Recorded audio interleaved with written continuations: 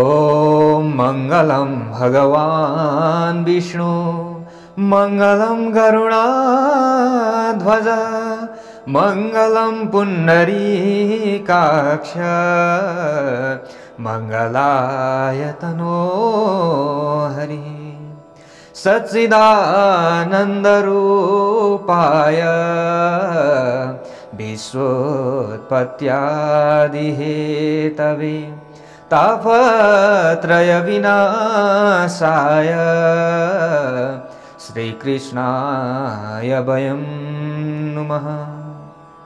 नारायणं नमस्कृत्य नरं चैव नरोत्तमं देवीं सरस्वतीं व्यासं ततो जयमुदीरये।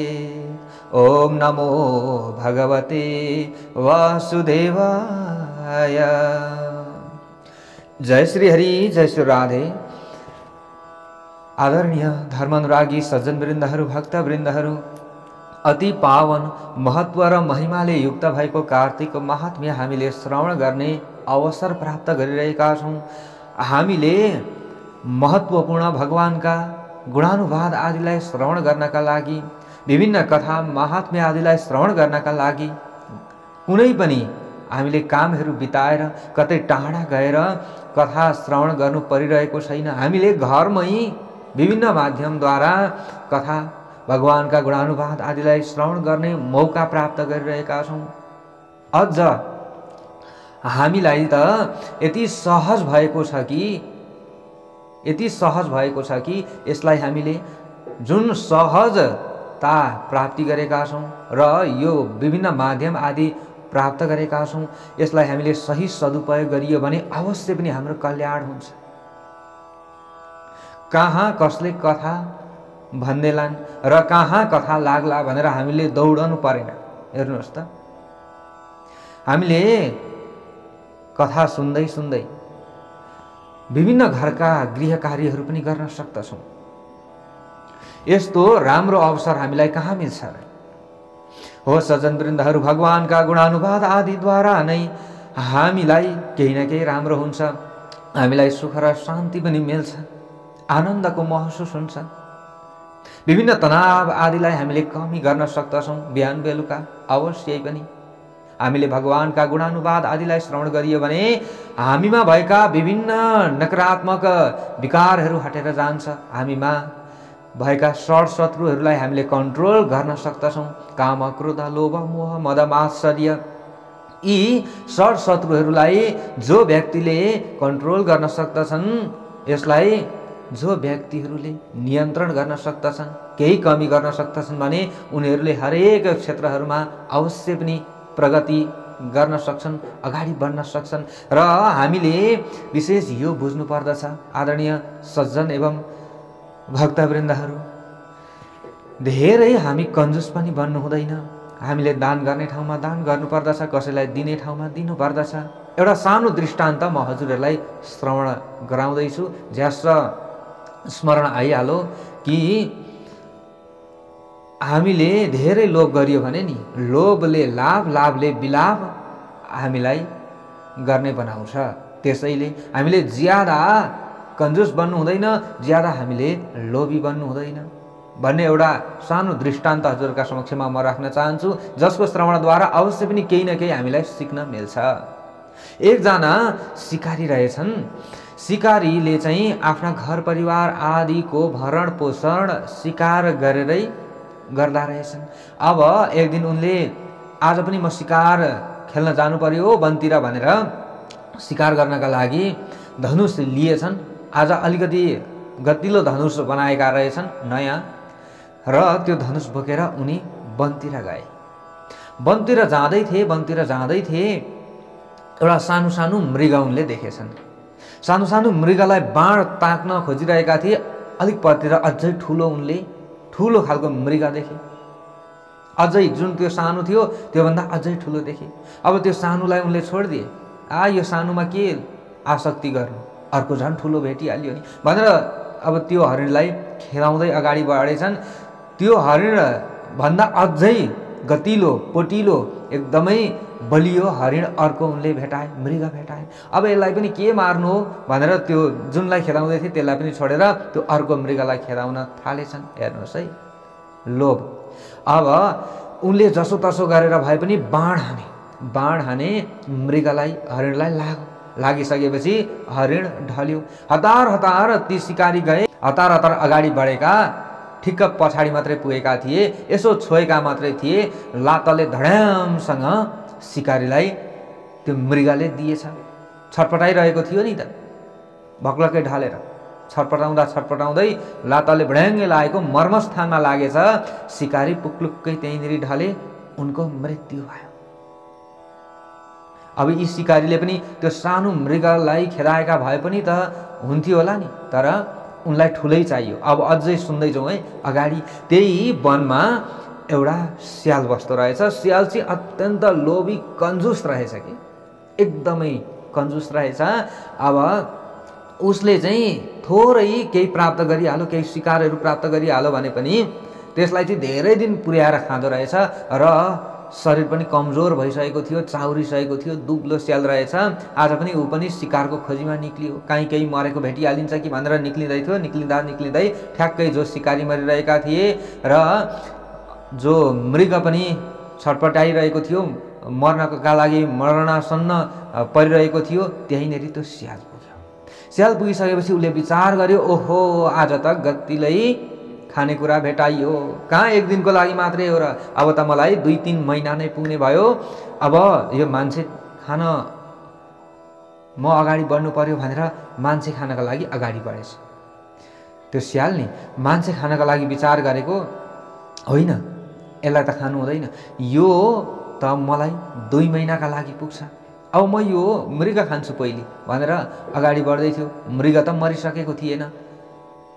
अब फेरि उसले विचार गर्यो, होइन यो मृगले पनि मलाई त 1 महिना पुग्छ अलिअलि खाँदाखेरि, अब के गरौँ भनेर विचार गर्दै थियो। छेउमा जो सिकारीले बोकेको धनुष थियो, त्यो धनुषमा छालाको ताँदो लगाएको थियो। त्यो छालाको ताँदो उसले देख्यो। हेर्नुहोस् है, छालाको ताँदो देख्ने बित्तिकै अब उसले सोच्यो, ओहो अब यिनीहरूलाई त म बिस्तारै सञ्चय गरेर खाउँला न, पहिले यो धनुषको ताँदो खाएँ भने पनि मलाई 1 दिन त पुग्छ। हेर्नुहोस् है, अब धनुषको ताँदो खानका लागि त्यो डोरी हुन्छ नि लगाएको, त्यो ताँदो चाहिँ छालाको रहेछ। त्यो खानका लागि अगाडि बढे। अब त्यो ताँदो टोक्न लाग्यो। त्यो स्यालले नि ताँदो टोक्दै थियो, टोक्दै अब जुन धनुष हुन्छ यसरी बङ्गाएको हुन्छ, त्यो ताँदोले चाहिँ यसरी कसेको हुन्छ। अब ड्याममै त्यो डोरी चुडिएछ, त्यो ताँदो चुडिएछ। चुडिने बित्तिकै त्यो धनुष सिधा हुँदाखेरि त ड्याममै नाकको डाँडीमा लागेछ। टाउकामा लाग्ने बित्तिकै, नाकको डाँडीमा लाग्ने बित्तिकै स्याल पनि खुत्रुकै ठहरै। हेर्नुहोस् है, ठहरै। अब स्याल पनि मरे। उता सिकारीले त्यो एउटा सानो मृगलाई मारे भए पनि त हुन्थ्यो नि, तर त्यसलाई पनि मारेनन्। उसले पनि ठुलै खोजे, यता स्यालले पनि ठुलै खोजेको थियो, स्याल पनि गयो। अब हेर्नुहोस्, अब स्यालका अरू परिवारहरू आएर वरिपरि बसेर बिलाप गर्न लागेछन्। आफ्नो ठुलो जो मुख्य स्याल थियो त्यो स्याल मरेको देखेर। हेर्नुहोस् है, लोभले लाभ, लाभले बिलाप भनेको यही हो। त्यसैले ज्यादा हामीले कन्जुस पनि बन्नु हुँदैन। ठिक्क आफूले आफ्नो व्यवहार निभाउँदै केही हामीले कमाएको र खर्च गरेको धन बचेको हुन्छ, त्यसलाई हामीले केही न केही, कोही गरिब दीन दुखी आदिलाई पनि दान दिँदै अगाडि बढियो भने र आफ्नो व्यवहार पनि निभाउँदै अगाडि बढियो भने र आफूले पनि आफ्नो भविष्यका लागि चाहिँ केही सञ्चय गर्दै अगाडि बढियो भने हामीलाई राम्रो हुन्छ। हामीले कमाएको धनको पनि शुद्धि हुन्छ हो सज्जनवृन्दहरू। त्यसैले ज्यादा कन्जुस पनि हामी बन्नु हुँदैन। हामीले यसरी बुझ्नु पर्दछ। हेर्नुहोस्, एकजना आमाले नि के गर्नुभएछ अरे भने कथा सुन्न जानुभएछ अरे कि, कथा सुन्न जानुभएछ आमा। अनि उहाँले चाहिँ पहिलो दिन जानुभएछ। आज चाहिँ म 5 रुपियाँ ब्यासमा चढाएर आउँछु भनेर उहाँले हातमा बोक्नु भएको रहेछ। त्यो 5 रुपियाँ दिनभरि बोकेर कथा सुन्नु हुँदो रहेछ। बेलुका म चढाएर जान्छु भन्दाखेरि यसो चढाउन खोज्दा लोभ लाग्दो रहेछ। फेरि त्यो पैसा हातैमा बोकेर जानु हुँदो रहेछ। यसो गर्दा गर्दै 7 दिन बितेछ। अन्तिममा पैसा त कच्याक कुचुक कामै नलाग्ने भएछ। हेर्नुहोस् है, पसिनाले नि। अब त्यहाँ चढाएको भए पनि त हुन्थ्यो नि, अब त्यता पनि चढाइएन, यता हातको पैसा पनि कच्याक कुचुक भयो, काम पनि लागेन, त्यो पनि चलेन। हेर्नु त, काहीँ न काहीँ यता न उता त्यसैले हामीले ज्यादा पनि लोभ गर्नु हुँदैन भन्ने कुराको सन्देश हामीलाई यो दृष्टान्तले दियो। विशेष हामीले कार्तिक महात्म्य श्रवण गरिरहेका छौँ। यहाँ हामीले कार्तिक महात्म्य मात्रै होइन, विविध कुराहरूलाई जानिरहेका छौँ। हो सज्जनवृन्दहरू, हामीले श्रवण गर्दै थियौँ कि जो जालन्धर थिए, जालन्धरले राहुलाई तिमीसँग भएको पत्नी मलाई देऊ भन्नका लागि महादेव कहाँ पठाएका थिए। राहु गएर यो सबै वृत्तान्त भगवान महादेवलाई सुनाए। तर भगवान महादेव अत्यन्त रिसाउनु भयो, केही पनि उहाँले उत्तर दिनु भएन। उहाँ रिसाउने बित्तिकै भ्रुकुटीबाट एउटा विकराल स्वरूप भएको भीमकाय पुरुष निक्लियो। भीमकाय पुरुषले राहुलाई खानका लागि अगाडि बढे, तर राहुले जसोतसो गरेर आफ्नो ज्यान बचाएर ऊ भागेका थिए। अब नारदजीले अगाडि गएर पृथु महाराजजीलाई भन्दै हुनुहुन्छ। त्यस पछाडि राहुले जालन्धरलाई आएर सारा वृत्तान्त बताए र बताइसकेर राहु आफ्नो बाटो लागे। नारदजीले यहाँ भन्दै हुनुहुन्छ। अब त्यस पछाडि जालन्धरको स्थिति कस्तो भयो त? त्यस पछाडि अब उनले के गरे त?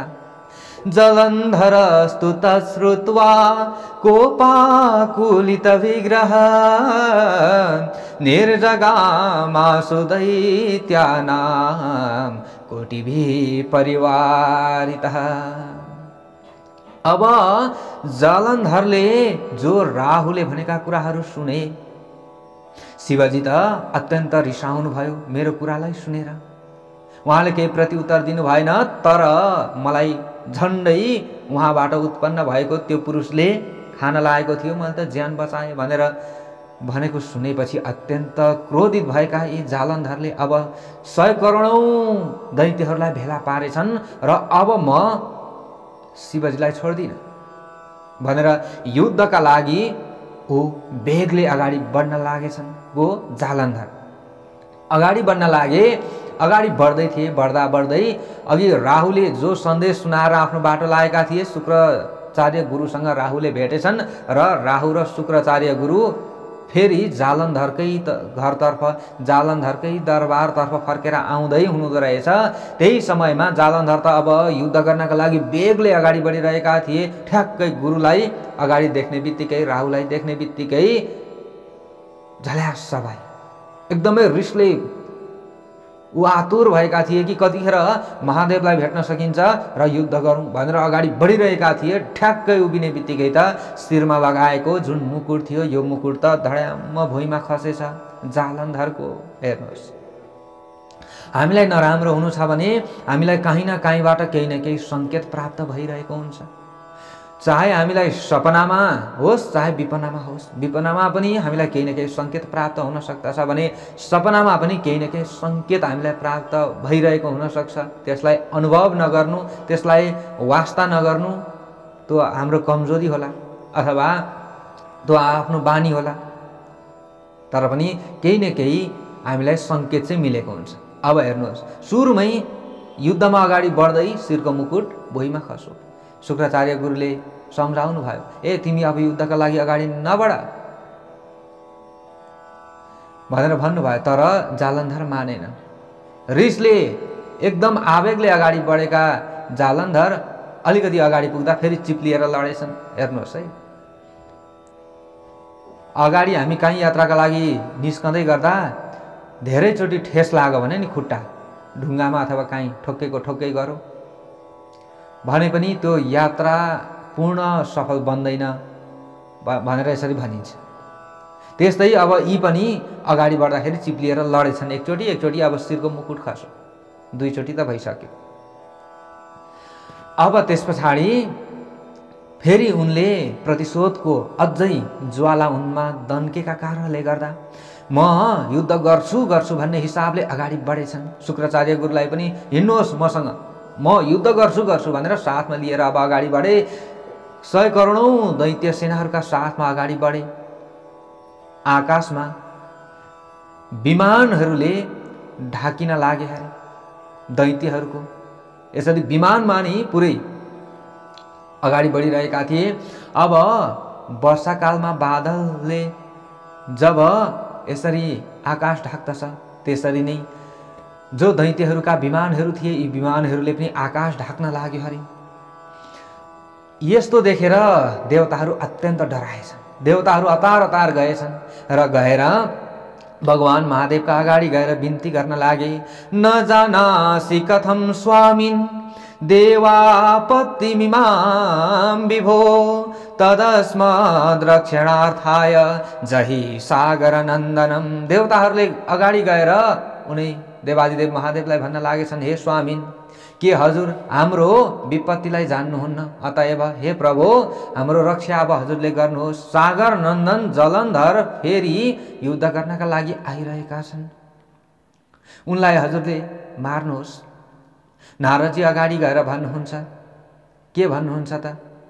इति देववचः श्रुत्वा प्रहस्य वृषभध्वजः महाविष्णुं समाहूय वचनं चेदमब्रवीत्। नारदजीले बताउँदै हुनुहुन्छ पृथु महाराजजीलाई, देवताहरूको यो वाणी सुनेर हाँस्दै शङ्करजीले महाविष्णु भगवानलाई बोलाउनु भयो, डाक्नु भयो, स्मरण गर्नुभयो। स्मरण गर्ने बित्तिकै भगवान उनी महाविष्णु आउनु भयो अरे। आइसकेपछि जो देवादिदेव महादेव हुनुहुन्थ्यो, महादेवले भगवान महाविष्णुसँग भन्न लाग्नुभयो, जलन्धर कथं विष्णु न हतः शङ्करे त्वया तद्गृहं चापि यातोसि त्यक्त्वा वैकुण्ठमात्मनः। हे विष्णुजी, हजुरले सङ्ग्राममा जालन्धरलाई किन छोड्नुभयो, किन मार्नु भएन? अरू आफ्नो वैकुण्ठ छोडेर तपाईले मार्नु भएन त सही छ, ल ठिकै छ, मार्नु भएन, तर तपाईँ आफै उसको घरमा गएर किन बस्नु भएको? यो त हजुरले राम्रो गर्नु भएन, किन यसो गर्नुभयो? भनिसकेपछि उनी महाविष्णु भगवानले भन्दै हुनुहुन्छ, तवांस सम्भवत्वाच्च भ्रातृत्वाच्च तथा श्रियः न मया निहत संख्ये त्वमेव जहि दानवम्।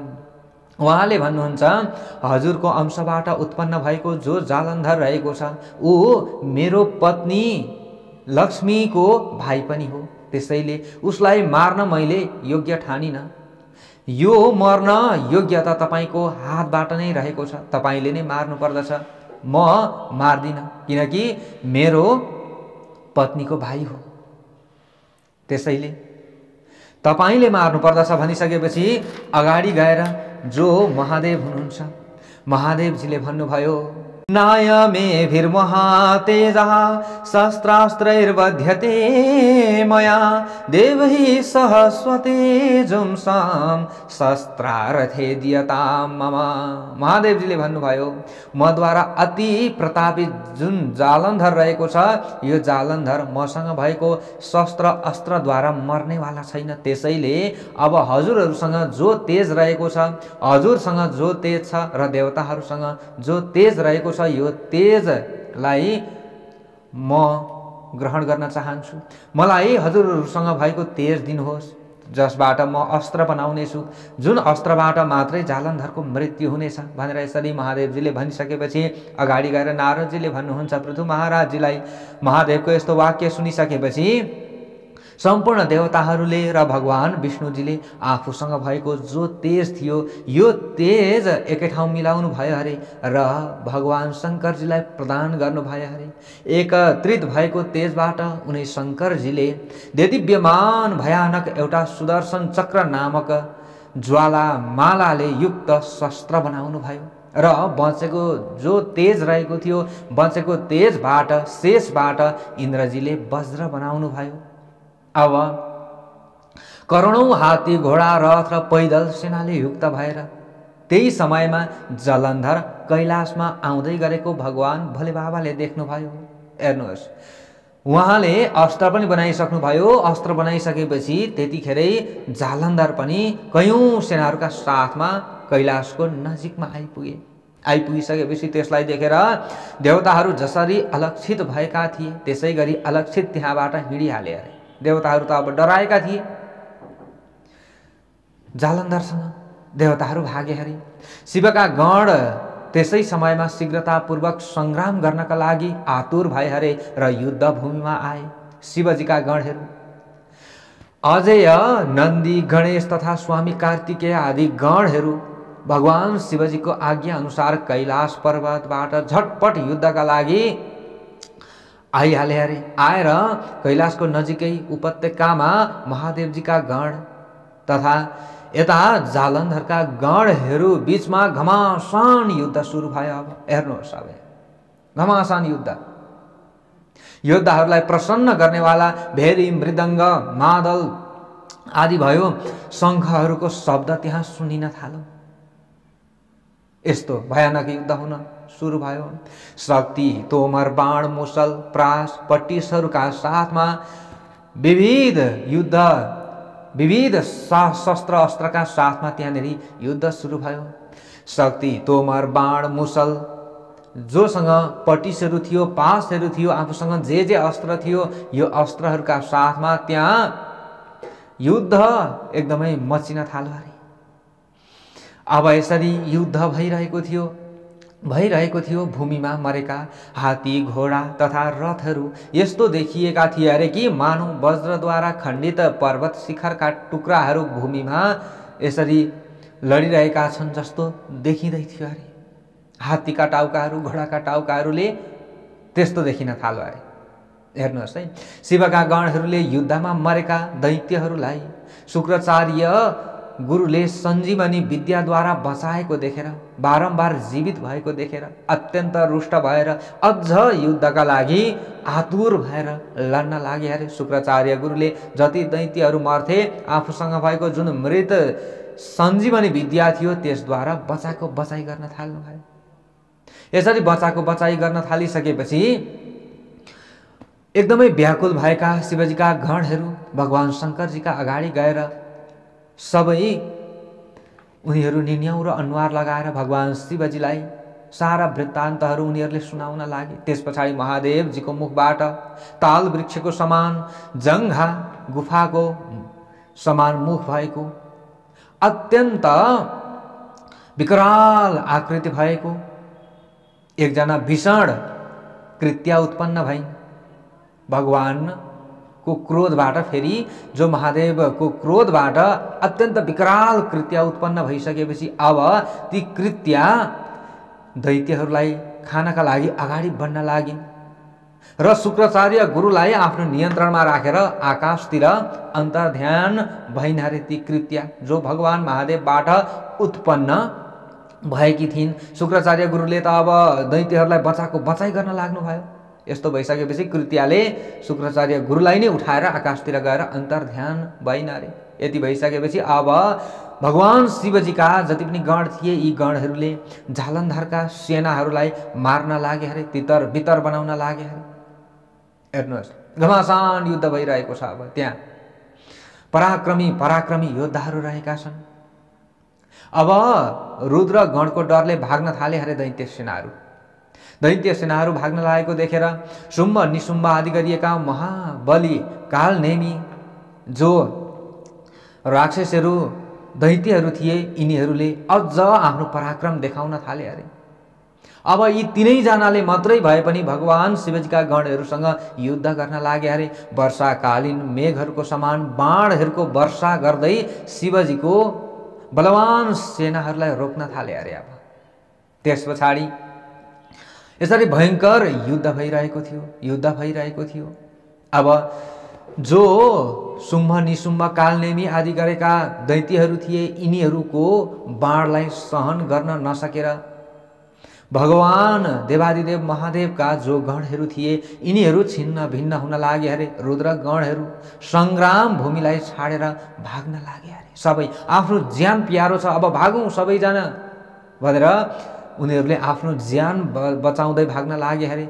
अब त्यस पछाडि आफ्ना गणहरू भाग्न लागेको देखेर जो नन्दी, गणेश र स्वामी कार्तिकेयले अत्यन्त रिसले चुर भएर आफ्ना गणहरू नष्ट हुँदै गरेको देखिसकेपछि क्रोधित हुँदै जो कालनेमी रहेका थिए, जो शुम्भ निशुम्भ रहेका थिए, यी शुम्भ निशुम्भले हानेको बाणहरूलाई आफ्ना बाणहरूले काट्न लाग्नु भयो अरे र उनीहरूसँग क्रोधित हुँदै युद्ध गर्न लाग्नु भयो अरे र दैत्य सेनाहरूलाई अगाडि बढ्नका लागि रोक्न लाग्नु भयो अरे। पुराणमा रहेको जुन कार्तिक महात्म्य रहेको छ, यही कार्तिक महात्म्य हामीले श्रवण गरिरहेका छौँ। हो सज्जनवृन्दहरू, दर्शकवृन्दहरू, आजको प्रसङ्ग यति नै। अब भोलि यहाँबाट उताको प्रसङ्ग हामीले श्रवण गर्नेछौँ। जय जय श्री पद्मपुराणे श्रीकृष्ण सत्या संवादे कार्तिक महात्म्य त्रयोदशोऽध्यायः। अति पावन महात्म्य रहेको छ सज्जनवृन्दहरू, हाम्रो पापलाई नाश गर्ने महात्म्य रहेको छ। हजुरहरूले अवश्य पनि श्रवण गरेर लाभ उठाउनुहोला।